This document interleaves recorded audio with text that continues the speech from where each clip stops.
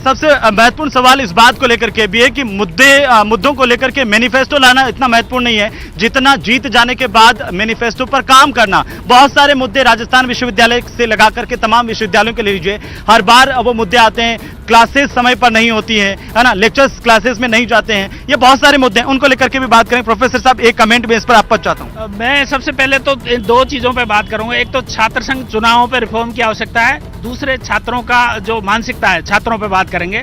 चुनाव की जब हम बात करते हैं तो सबसे पहला रिफॉर्म ये होने की आवश्यकता है कि आज हमारा देश दुनिया में सिरमौर होने वाला है।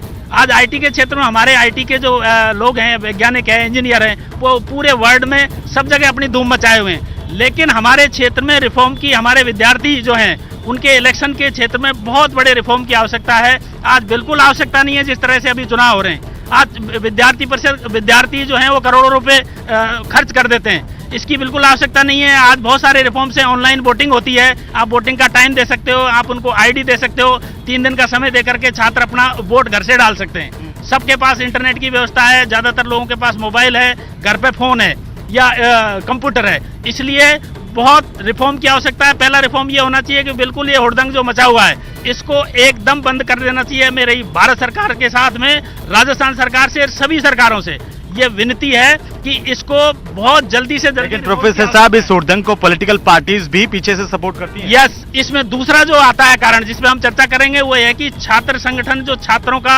आंदोलन था वो आजादी से पहले 1950 से पहले छात्रों का एक अलग दिशा हुआ करती थी, वो देश को दिशा देते थे। उन्होंने स्वतंत्रता सेनानियों की हेल्प की, उन्होंने बहुत सारे मुद्दों पर की।